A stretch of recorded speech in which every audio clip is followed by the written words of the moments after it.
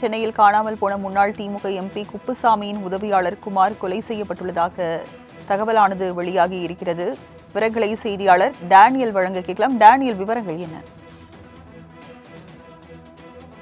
அயனாவரம் பகுதியைச் சேர்ந்தவர் திமுக தொழிற்சங்க நிர்வாகியாகமான குமார், வயது 71. இவரது உறவினர் ஒருவர் பாம்பேல உள்ளார். இவருடைய நிலம், இவருக்கு சொந்தமான நிலம் இந்த ஒரு கிரவுண்ட் இடம் ஈசிஆர் பக்கம் இருக்க உத்தண்டி பகுதியில் இருக்குது. இந்த இடத்த ஊரப்பாக்கத்தை சேர்ந்த ரவி என்பவர் போலி பத்திரங்கள் தயார் செய்து இடத்தை சுற்றி காம்பவுண்ட் சுவர் மற்றும் கண்காணிப்பு கேமராக்கள் அமைத்து மோசடி செய்ய முற்பட்டுள்ளார்.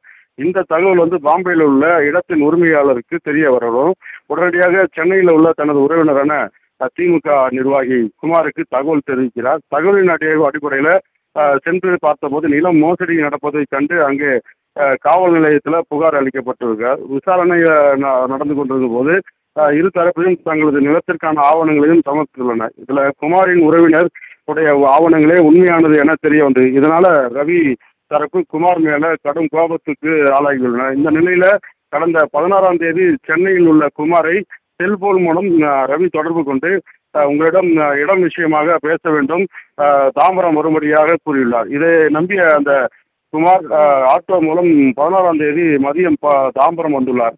தாம்பரம் வந்த பின்பு அவரது செல்போன் எண் அணைக்கப்பட்டுள்ளது. இதனால அங்கு சென்று எங்கு சென்றார் என தெரியாத நிலையில அவருடைய உறவினர்கள் இதை குறித்து தாம்பரம் காவல் நிலையத்தில் புகார் கொடுத்தார். அதாவது குமாருடைய மருமகனான மோகன் என்பவர் புகார் அளித்தார்.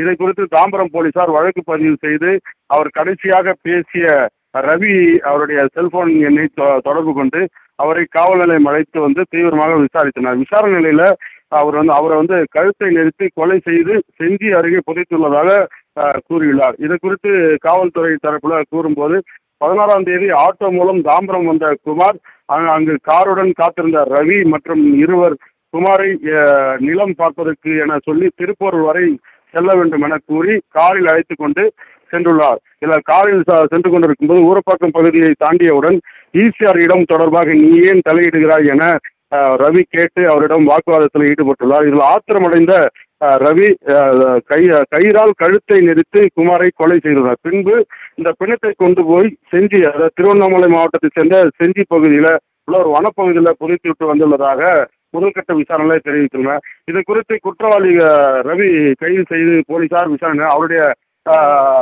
அவரோட கூட்டாளிகளான ரவி, விஜய் மற்றும் செந்திலும் தற்போது கைது செய்து விசாரணையில் ஈடுபட்டு வருகிறார்கள். இந்த சம்பவமானது இந்த பகுதியில் பெரும் பரபரப்பை ஏற்படுத்தியுள்ளது. ராஜலட்சுமி, நிலத்தகராறில் முன்னாள் திமுக எம்பியின் உதவியாளர் குமார் கொலை செய்யப்பட்டுள்ளதாக தகவல் வெளியாகி இருக்கிறது. விவரங்களை வழங்கியதற்கு நன்றி டேனியல்.